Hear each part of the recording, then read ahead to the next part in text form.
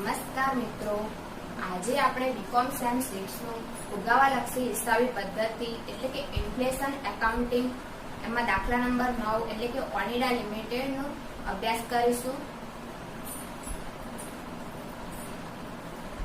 જેમાં સૌપ્રથમ તો આપણને રકમ કઈક આવી આપી છે કે તારીખ 1/4/2012 ના રોજનું ઓનિડા લિમિટેડનું પાકું સરવૈયું આપેલું છે અને તારીખ 31/3/2013 ના રોજનું પૂરા થતા વર્ષની આવકનું પત્રક આપેલું છે.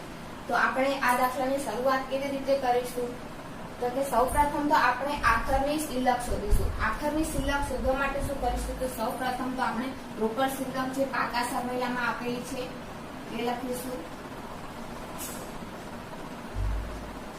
કેટલી આપેલી છે? તો કે 20,000.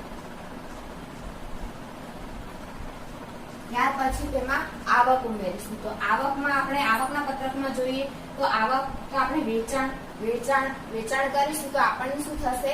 આવક થશે. એટલે વેચાણ શું કહેવાશે? આપણી આવક. એટલે વેચાણ આપણને કેટલું આપેલું છે? 10.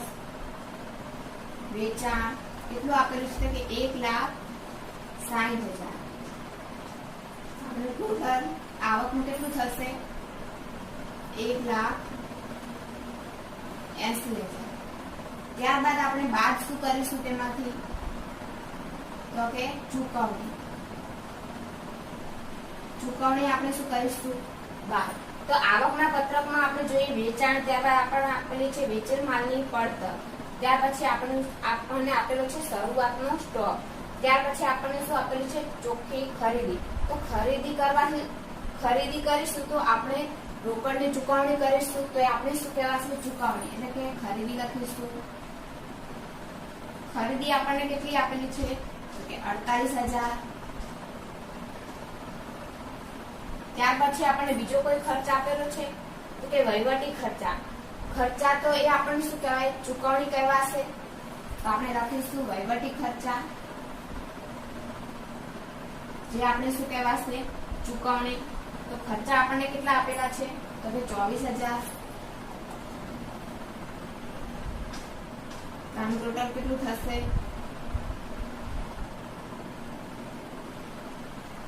72,000. હવે આપણે 1,80,000 માંથી 72,000 બાદ કરીશું તો કેટલી રકમ વધશે? તો કે 1,08,000. 1,80,000 માંથી 72,000 બાદ કરીશું તો જવાબ આવશે 1,08,000. ત્યારબાદ આપણને ચૂકવણી જોઈએ તો ઘસારો એ આપણે કોઈ એની ચૂકવણી કરતા નથી. ત્યાર પછી આપણને આપેલું છે ડિબેન્ચર વ્યાજ. ડિબેન્ચર વ્યાજ આપણને કઈ તારીખનું આપેલું છે? તો કે 31/3/2013 ના રોજ ચૂકવેલું. એટલે કે વર્ષના એન્ડિંગમાં જ ચૂકવેલું છે, વચ્ચે ક્યાંય ચૂકવેલું નથી. કેટલું આપેલું છે આપણને? તો કે 27. તો આપણે બાદ કરીશું ડિબેન્ચર વ્યાજ. કેટલું આપેલું છે આપણને? કે 8,800. તો હવે આપણું કુલ ટોટલ અહીંયા કેટલું આવશે? તો કે 1,05,300. આ આપણે શું કહેવાશે? આખરની શિલ્લક.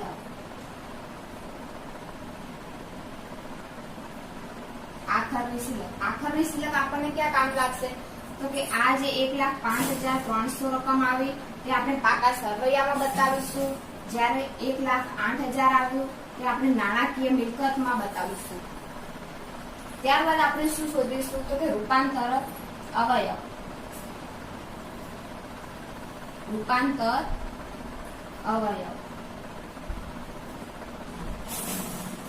તો આપણને રકમની લાસ્ટમાં આપેલું છે કે વર્ષ દરમિયાન દેવાદારો અને લેણદારોની બાકીઓમાં કોઈ ફેરફાર થયેલો નથી. એટલે કે શરૂઆતમાં જેટલા દેવાદાર અને લેણદાર હશે એટલા જ વર્ષની આખરમાં પણ દેવાદાર અને લેણદાર પણ એટલા જ છે. ત્યારબાદ આપણને સામાન્ય ભાવ સૂચકાંક આપેલો છે. તો કે 1 એપ્રિલ 2012 ના રોજનો આપણને સૂચકાંક કેટલો આપેલો છે? તો કે 280. આપણે શું કહેવાશે? શરૂનો સૂચકાંક. ત્યારબાદ આપણને વર્ષ દરમિયાનનો એટલે કે સરેરાશ, શરૂઆતનો અને આખરના સૂચકાંકને સરેરાશ કાઢીશું તો આપણને મળી જશે વર્ષ દરમિયાન સરેરાશ સૂચકાંક આપણને આપેલો છે 350. ત્યારબાદ આપણને આપેલું છે 31 માર્ચ 2013 નો સૂચકાંક કેટલો આપેલો છે? તો કે 420. એટલે કે આપણે પહેલા શરૂનો સૂચકાંક શોધીશું, શરૂનો રૂપાંતર અવયવ શોધીશું, ત્યારબાદ વર્ષ દરમિયાનનો રૂપાંતર અવયવ શોધીશું, અને આખરનો. આ ત્રણમાં એક જ વસ્તુ ધ્યાનમાં રાખવાની કે આપણને 31 માર્ચ 2003 એટલે કે આખરનો સૂચકાંક કેટલો આપેલો છે તો કે 420. તો આપણે 420 બધામાં ઉપર મૂકી દઈશું. 420 અહીંયા પણ ઉપર 420 અને આખરમાં પણ 420. હવે આપણે અહીંયા શું શોધીએ છીએ તો કે શરૂનો રૂપાંતર કરવાનો. તો આપણે શરૂનો જે સૂચકાંક આપેલો છે તે કેટલો આપેલો છે તો કે 280. ત્યારબાદ વર્ષ દરમિયાન આ સૂચકાંક આપણને કેટલો આપેલો છે તો કે 350. અને આખરનો સૂચકાંક કેટલો આપેલો છે તો કે 420. હવે આપણે આનો ભાગાકાર કરીશું તો આપણને જવાબ મળશે 1.5, 1.2 અને 1.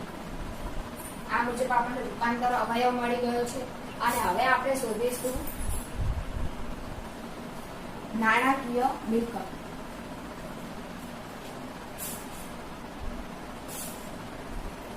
નાણાકીય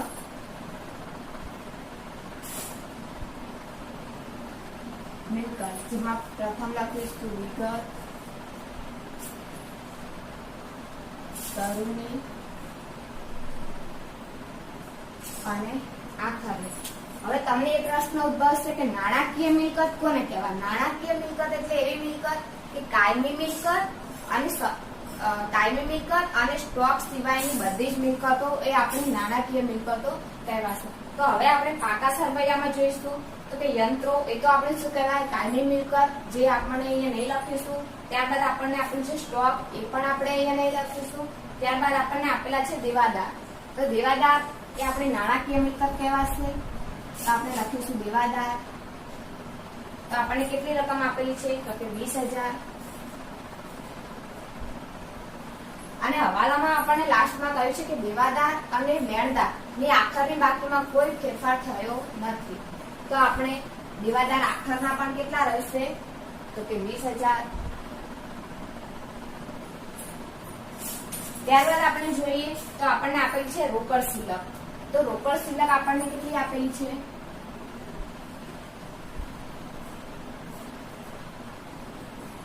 તો કે 20,000.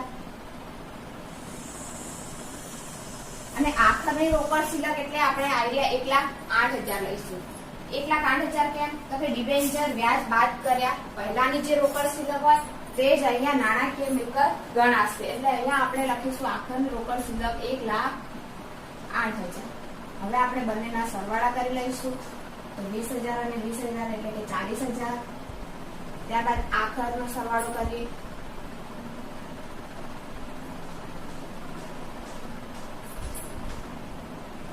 તો એ આપણો થશે 1,28,000. 1,28,000. હવે આપણે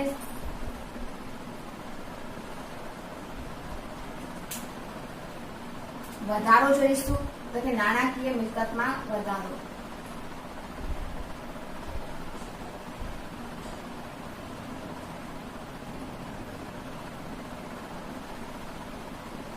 તો આપણે જોઈએ તો કે શરૂનું કેટલું હતું તો કે 40,000 અને આખરમાં કેટલું થયું 1,28,000. તો આપણને વધારો કેટલો જોવા મળ્યો તો કે 88,000.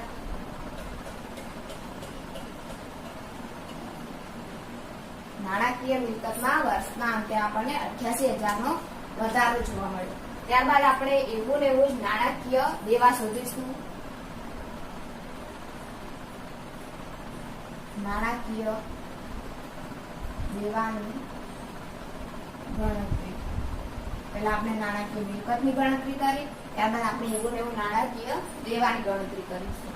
તો નાણાકીય દેવાની ગણતરી કરીએ તો એમાં પાકા સરવૈયામાં આપણે જોઈશું તો ઇક્વિટી શેર મૂડી. તો એ તો આપણે ધંધો શરૂ કરીએ તો આપણે શરૂઆતમાં લાવીએ તો એ કોઈ આપણે આપણું કોઈ દેવું ના કહી શકાય. ત્યારબાદ આપણને આપેલા છે 13.5% ડિબેન્ચર. તો એ આપણ શું કહેવાશે નાણાકીય દેવું.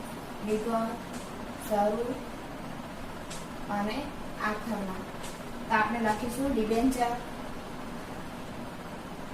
જે આપણને શરૂમાં કેટલા આપેલા છે 20,000.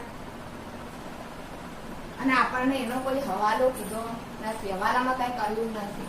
તો આપણે આખરના ડિબેન્ચર પણ કેટલા રહેશે? 20,000 હોય. ત્યારબાદ આપણને આપેલું છે કે લેણદારો. તો લેણદાર આપણને કેટલા આપેલા છે? તો કે 20,000. અને આખરમાં આપણને હવાલો એવું કહે છે કે દેવાદાર અને લેણદારની આખરની બાકીમાં કોઈ ફેરફાર થયો નથી. તો આખરના લેણદાર પણ કેટલા રહેશે? તો કે 20,000. બંનેનો સરવાળો કરી લઈએ તો કે 40,000 અને 40,000. નાણાકીય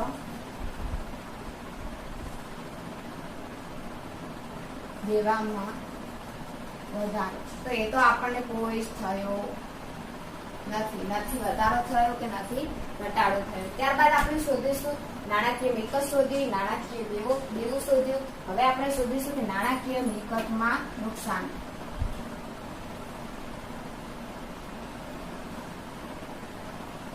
નાણાકીય મિલકતમાં નુકસાન. તો આપણે શરૂની નાણાકીય મિલકત કેટલી હતી? શરૂની નાણાકીય મિલકત જોઈએ તો કેટલી હતી? 40,000. અને શરૂઆતનો રૂપાંતર અવયવ આપણો કેટલો હતો? તો કે 1.5.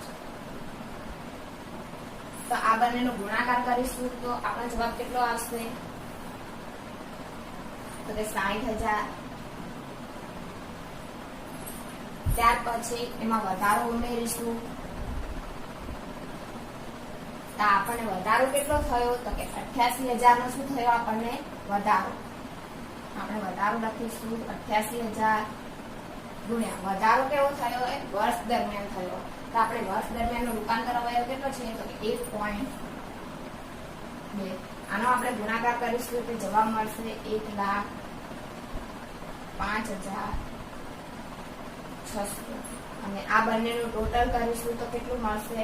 તો કે 1,65,600.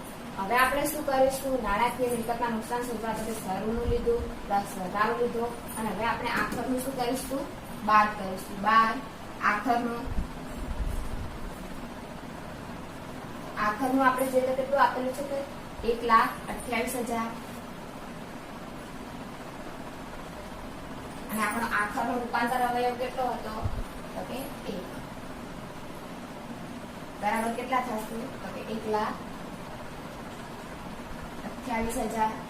હવે આપણે 1,65,600 માંથી 1,28,000 શું કરીશું? બાદ કરીશું. એટલે આપણે જવાબ આવશે 37,600.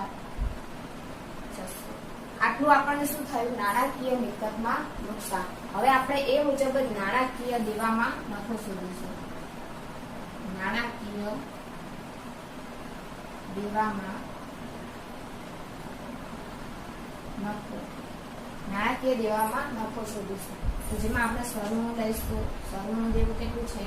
તો કે શરૂનું દેવું તો કે 40,000. અને શરૂનો રૂપાંતર અવયવ કેટલો હતો? તો કે 1.5. એટલે આપણો જવાબ કેટલો આવશે? 60,000. પછી આમાં આપણને કોઈ વર્ષ દરમિયાન વધારો કે ઘટાડો થયો નથી. તો આપણે વધારો ડેશ કરી દઈશું પ્લસ વધારો ડેશ. એટલે કે 60,000 જ અહીંયા લખી લઈશું. ત્યારબાદ આપણે બાદ આખરના કરીશું. આખરના તો કેટલા છે? તો કે 40,000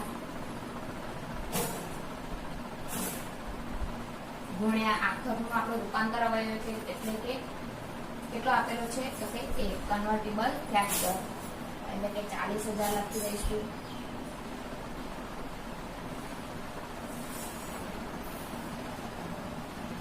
એટલે કે આપણને ફાયદો કેટલો થયો? તો કે 20,000 નો. નાણાકીય દેવામાં નફો કેટલો થયો? તો કે 20,000. અને નાણાકીય મિલકતમાં નુકસાન કેટલું થયું? તો કે 37,600. તો હવે આપણે બંનેનું શું એક તાળો મેળવી લઈશું. તો કે નાણાકીય પરિણામ આપણે શોધીશું. નાણાકીય પરિણામ.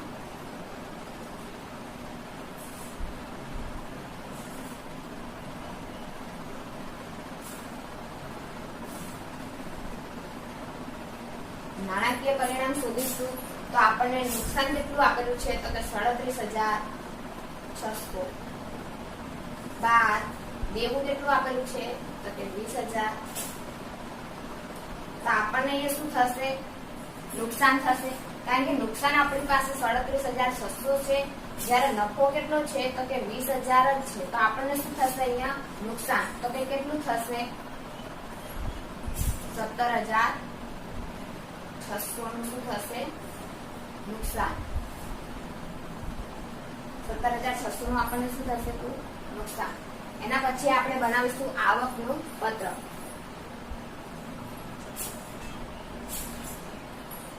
આવકનું પત્રક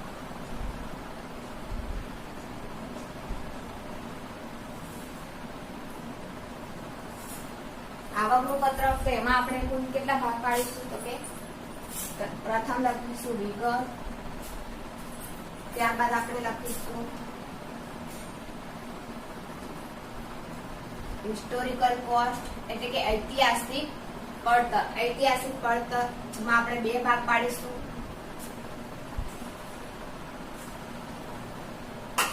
ત્યારબાદ આપણે લખીશું કન્વર્ટિબલ ફેક્ટર એટલે કે રૂપાંતર અવયવ ત્યારબાદ આપણે લખીશું સીપીપી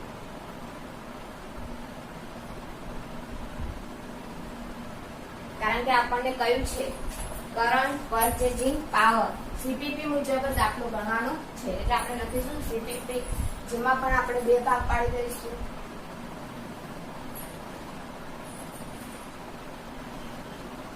આવકનું પત્રક એ કેવી રીતે સ્ટાર્ટ કરવાનું તો કે આપણને ચોપડીમાં આપેલું છે એ મુજબ જ સ્ટાર્ટ કરવાનું પ્રથમ આપણને શું આપેલું છે તો કે વેચાણ કેટલું આપેલું છે તો કે 1,60,000 1,60,000 અને વેચાણ કેવું થશે તો કે વર્ષ દરમિયાન તો કે આપણું વર્ષ દરમિયાનનો રૂપાંતર અવયવ કેટલો છે તો કે 1.2 હવે આપણે 1,60,000 ને 1.2 વડે ગુણીશું એટલે આપણો જવાબ આવશે 1,92,000 ત્યારબાદ આપણને આવકના પત્રકમાં શું આપેલું છે તો કે વેચેલ માલની પડતર તો આપણે લખીશું 12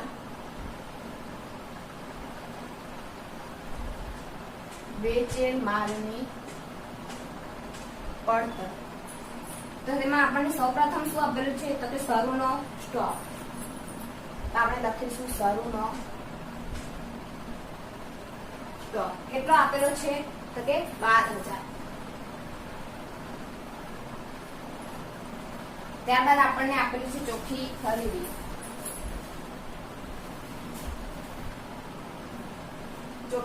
કેટલી આપેલી છે તો કે 48,000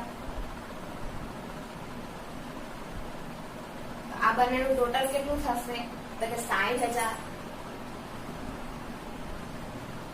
પછી એમાંથી બાદ કરે છે આખરનો સ્ટોક FIFO પદ્ધતિ મુજબ તો આપણે બાદ કરીશું આખર સ્ટોક એમાંથી આપણે શું બાદ કરીશું આખર સ્ટોક આપણને કેટલો આપેલો છે તો કે 10,000 હવે આપણે 60,000 માંથી 10,000 બાદ કરીશું એટલે વધશે 50,000 તો હવે આપણે એ શું કરીશું શરૂનો સ્ટોક એનું કન્વર્ટેબલ ફેક્ટર શરૂનો સ્ટોક કેવો હોય શરૂમાં જ લાવેલો હોય એટલે શરૂનું રૂપાંતર અવયવ કેટલો છે તો કે 1.5 ખરીદી કેવી હોય વર્ષ દરમિયાનની એનો રૂપાંતર અવયવ કેટલો છે 1.2 ત્યારબાદ આખર સ્ટોક કેવો હોય વર્ષ દરમિયાનનો કારણ કે થોડો ધીમે વધતો હોય એટલે વર્ષ દરમિયાનનો વધ્યો હોય આખરનો સ્ટોક એટલે વર્ષ દરમિયાનનો ફેક્ટર લાગશે રૂપાંતર અવયવ 1.2 હવે આપણે 12,000 ગુણ્યા 1.5 કરીશું એટલે આપણો જવાબ આવશે 18,000 ત્યાર પછી આપણે 48,000 ગુણ્યા 1.2 કરીશું એટલે આપણો જવાબ આવશે 57,600 ત્યારબાદ આપણે આ બંનેનો સરવાળો કરીશું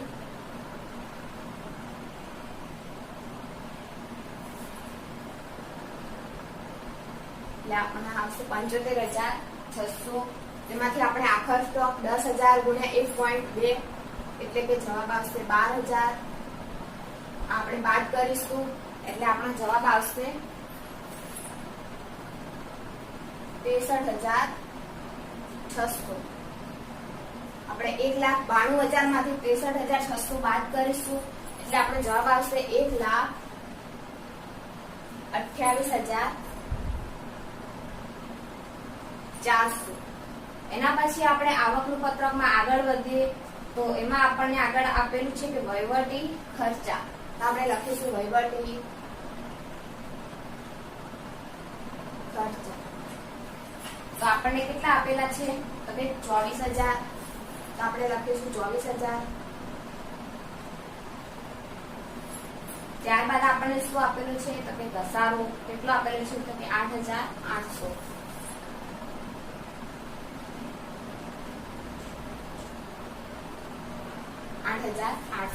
ત્યારબાદ આપણને આપેલું છે ડિબેન્ચર વ્યાજ. તો આપણે લખી દઈશું ડિબેન્ચર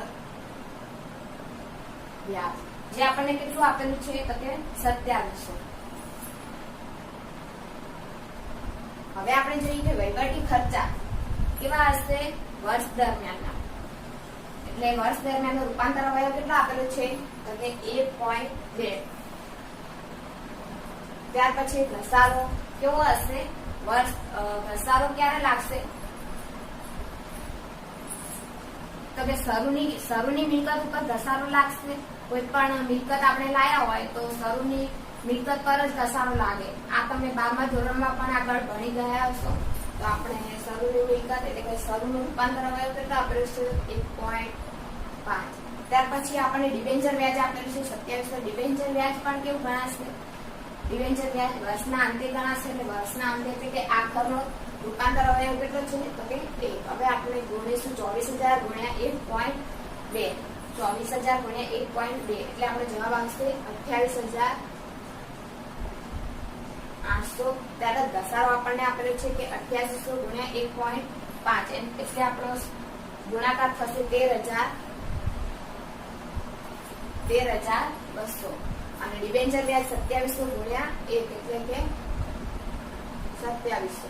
આ બધાનું ટોટલ કુલ કેટલું થશે તો કે 83,700. આપણે 1,28,400 માંથી 83,700 બાદ કરીશું એટલે આપણે જવાબ અહીંયા આવશે 44,700. આનું કુલ ટોટલ કેટલું થશે આનું કુલ ટોટલ થશે 44,700. અને હવે આપણે 1,28,400 માંથી 44,700 બાદ કરીશું એટલે આપણો જવાબ આવશે 83,700. આપણે આવકનું પત્રક જેવું આપેલું છે એવું ને એવું ઉતારી દઈશું. કન્વર્ટેબલ ફેક્ટર એટલે આપણે કેવી રીતે ધ્યાનમાં રાખીશું તો કે શરૂનું વેચાણ તો કે કેવું હોય વર્ષ દરમિયાન થયું હશે તો વર્ષ દરમિયાન કન્વર્ટેબલ ફેક્ટર લગાવો અને લખેલો રકમ ગુણાકાર કરીને શરૂનો સ્ટોક લખીશું. એવા ને એવું જ ઉતારી દઈશું. કન્વર્ટેબલ ફેક્ટર લખીશું તો શરૂનો સ્ટોક તો આપણે શરૂમાં જ લાવેલો હશે એટલે કે શરૂનું રૂપાંતર અવયવ કેટલો છે 1.5. ચોખ્ખી ખરીદી કેવી કરીશું વર્ષ દરમિયાનની એટલે વર્ષ દરમિયાનની ખરીદી તો કે 1.2. વર્ષ દરમિયાનનો રૂપાંતર અવયવ કેટલો છે 1.2 વડે ગુણીશું. પછી આખરનો સ્ટોક તો કે કેવો હશે આખરનો સ્ટોક તો કે વર્ષ દરમિયાનનો વધ્યો હશે તો કે 1.2 વડે ગુણીશું. કારણ કે વર્ષ દરમિયાનનો રૂપાંતર અવયવ કેટલો છે 1.2. એટલે આ બધાનો ગુણાકાર અને બાદબાકી સરવાળો કરી દેશું એટલે જવાબ આપણે આવી જશે. એ મુજબ જ વહીવટી ખર્ચા ઘસારો ડિબેન્ચર વ્યાજ કરી દઈશું. ત્યાર પછી આપણે આવકનું પત્રક જેવું બુકમાં આપેલું છે એવું ને ઉતારી અને આ મુજબ રૂપાંતર અવયવ વડે ગુણી દઈશું. ત્યાર પછી આપણે અહીંયા શું થયું હતું આપણને નાણાકીય નુકસાન. તો આપણે શું કરીશું બાદ નાણાકીય નુકસાન. આ આપણને સીપીપી મુજબ મળ્યું. તો આપણે નાણાકીય નુકસાન બાદ કરીશું. કેટલું છે 17,600. આપણે બાદ કરીશું એટલે આપણે જવાબ આવશે 66,100. અને અહીંયા આપણે આનું કુલ ટોટલ થશે 35,500. અને આપણે 1,60,000 માંથી આ બાદ કરીશું, આ બધાનો કુલ સરવાળો 50,000 એટલે 12 લખીશું, એટલે બાદ કરતા આપણને મળશે 1,10,000 અને 1,10,000 માંથી 35,500 બાદ કરીશું એટલે આપણને જવાબ મળશે 74,500.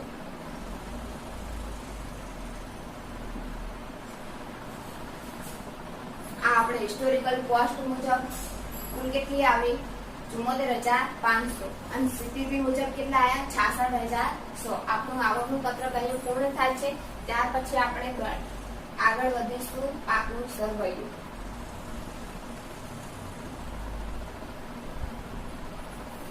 આપણે પાકા સરવૈયામાં લખીશું દેવા, પછી હિસ્ટોરિકલ કોસ્ટ મુજબ, ત્યારબાદ સીપીપી મુજબ, ત્યારબાદ આપણે લખીશું મિલકત, એ પણ હિસ્ટોરિકલ કોસ્ટ મુજબ અને સીપીપી મુજબ.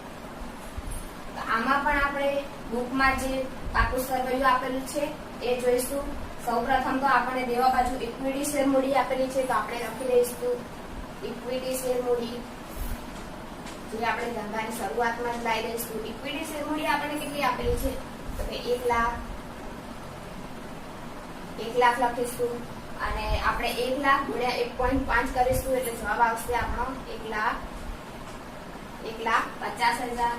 તેના પછી આપણને આપેલા છે ડિબેન્ચર, જે આપણને આપેલા છે 20,000 અને એનો કોઈ હવાલો પણ નહોતો. આખરના પણ ડિબેન્ચર કેટલા આવશે 20,000 જ. ત્યારબાદ આપણને આપેલા છે કે લેણદાર કેટલા આપેલા છે તો કે 20,000 અને આપણને એનો કોઈ હવાલો કયો નતો. હવાલો કયો હતો પણ એમાં એવું કીધું હતું કે દેવાદાર અને લેણદારની બાકીમાં કોઈ ફેરફાર નથી, એટલે આખરના પણ લેણદાર કેટલા રહેશે 20,000. ત્યારબાદ આપણે જોઈએ તો કે આપણને નફો લખીશું અહીંયા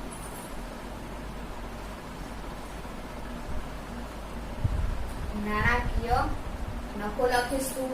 તો આપણે હિસ્ટોરિકલ કોસ્ટ મુજબ કેટલો નફો થયો તો કે 74,500 અને સીપીપી મુજબ કેટલો થયો તો કે 66,100. આ આપણે ક્યાં લખીશું પાકા સરવૈયામાં 66,100.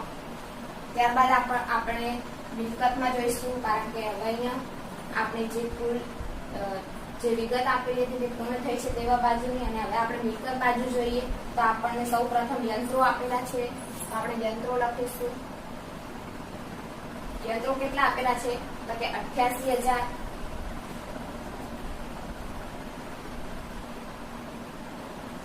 અને મિલકતમાં આપણે હંમેશા શું ગણીએ છીએ ઘસારો, તો આપણે બાદ કરીશું ઘસારો. ઘસારો આપણને કેટલો આપેલો હતો તો કે આવકના પત્રકમાં જોઈએ તો આપણને ઘસારો આપેલો હતો 8,800. એ આપણે બાદ કરીશું એટલે આપણે જવાબ આવશે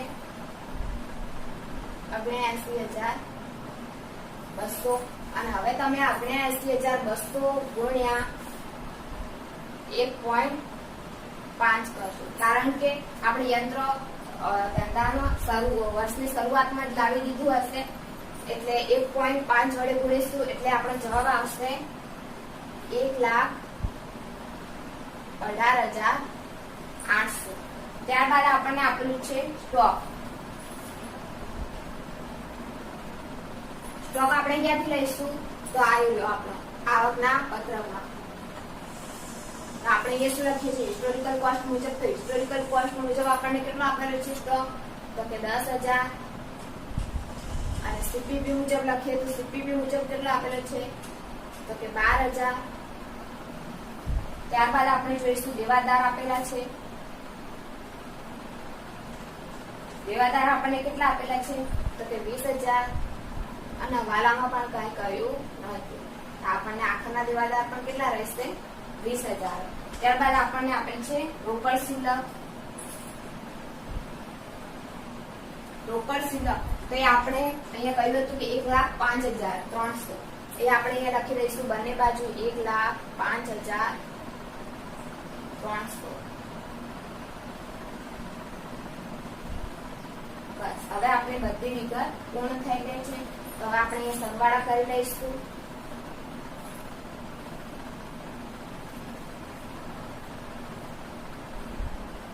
તો આપણે સરવાળો કરીએ તો અહીંયા આવશે 2,14,500 અને અહીંયા થશે 2,56,000. આ તમે હિસ્ટોરિકલ કોસ્ટ મુજબ આ તમે સરવાળો કરશો ચારેનો તો 2,14,500 થશે. બંને બાજુ લખી દઈશું 2,14,500 અને સીપીપી મુજબ આપણો સરવાળો થશે 2,56,100. અહીંયા આપણો છેલ્લે 2 લાઈન કરી દેવી અને આ આપણો દાખલો સંપૂર્ણપણે પૂર્ણ થઈ ગયો છે.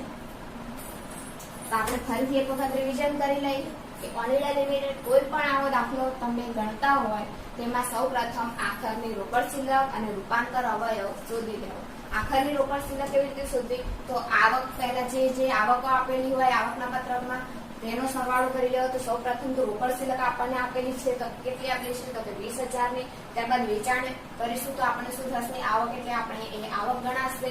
એ આપણને આપેલી છે 1,60,000 એટલે બંનેનો સરવાળો આવકનો કરીશું એટલે થશે 1,80,000. ત્યારબાદ આપણે ચૂકવણી, ખર્ચા નહીં પરંતુ ચૂકવણી તો કે ખરીદી કરીશું તો ચૂકવણી કરીશું. આવકના પત્રકમાં આપેલી છે ખરીદી 48,000. ત્યારબાદ વહીવટી ખર્ચા કરીશું, ખર્ચો કોઈ પણ કરીશું તો ચૂકવશું રોકડ રકમ એટલે કે વહીવટી ખર્ચા કેટલા આપેલા 24,000. આ બંનેનો સરવાળો કરીશું એટલે થશે 72,000 અને 1,80,000 માંથી 72,000 આપણે બાદ કરીશું એટલે 1,08,000 આવશે. જે આપણે ક્યાં લખીશું? નાણાકીય મિલકતમાં રોકડ શિલ્લક આખરની છે ત્યાં બતાવીશું. ત્યારબાદ આપણે ડિબેન્ચર વ્યાજ આપેલું હતું તે બાદ કરવું. તે કેટલું આપેલું છે તો કે 8,800 એ આપણને આવકના પત્રકમાં આપેલું છે. ડિબેન્ચર વ્યાજ બાદ કરીશું તેના પછી આપણને આખરની શિલ્લક કેટલી વધશે? 1,05,300 જે આપણે પાકા સરવૈયામાં હિસ્ટોરિકલ કોસ્ટ અને સીપીપી બંનેમાં 1,05,300 બતાવીશું. ત્યારબાદ આપણે રૂપાંતર અવયવ શોધીશું એટલે કે કન્વર્ટેબલ ફેક્ટર એટલે કે શરૂનો તો કેટલો છે તો કે આપણે શરૂ વર્ષ દરમિયાન અને આખરનો 3 શોધવાના. તો આપણે ધારો કે અહીંયા આપેલી છે તારીખ કે 1/4/2012 ના શરૂ થાય છે અને 31/3/2013 ના રોજ પૂર્ણ થાય છે. 31/3/2013 એ આપણું શું કહેવાય? ચાલુ વર્ષ કહેવાય. તો એ આપણે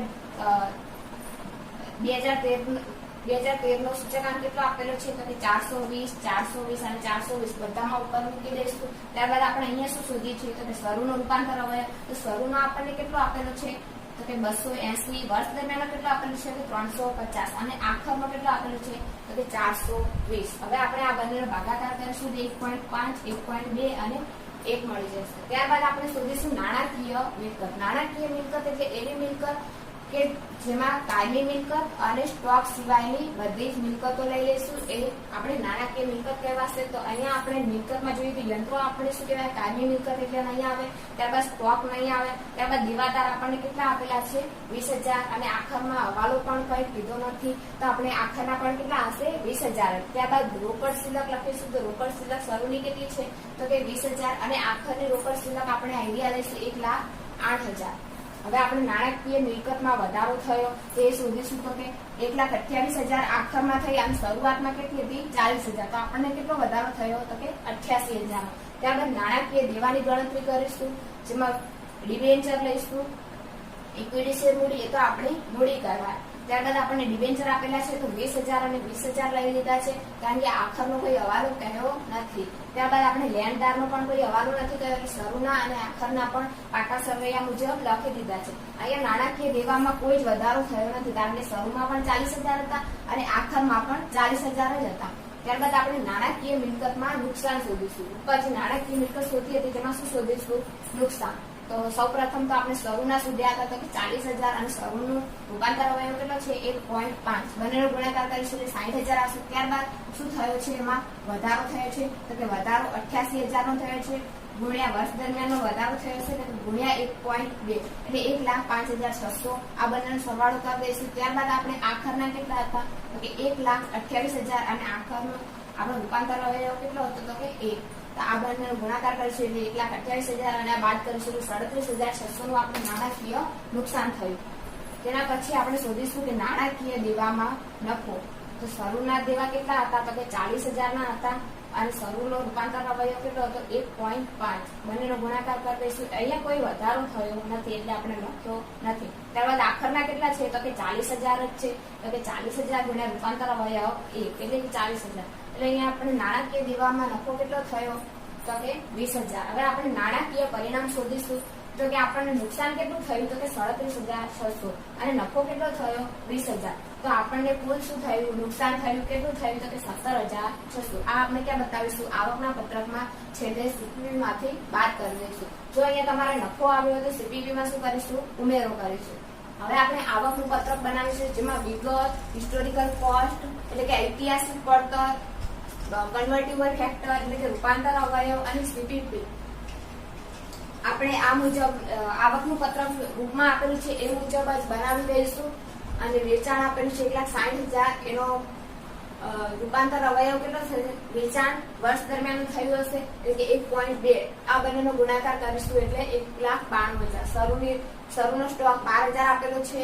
ચોખ્ખી ખરીદી શરૂનો સ્ટોક તો કે શરૂનું જે રૂપાંતર અવયવ છે 1.5 વડે ગુણીશું. ત્યારબાદ ચોખ્ખી ખરીદી આપેલી છે. ખરીદી વર્ષ દરમિયાન થઈ હશે એટલે કે વર્ષ દરમિયાનનો ઇન્ડેક્સ એટલે કે રૂપાંતર અવયવ 1.2 છે. ત્યારબાદ આખરનો સ્ટોક કેટલો છે 10,000 અને આખરનો સ્ટોક વર્ષ દરમિયાનનો વધ્યો હશે એટલે કે વર્ષ દરમિયાનનો 1.2 છે રૂપાંતર અવયવ. ગુણાકાર કરીશું એટલે આ મુજબ મળી જશે.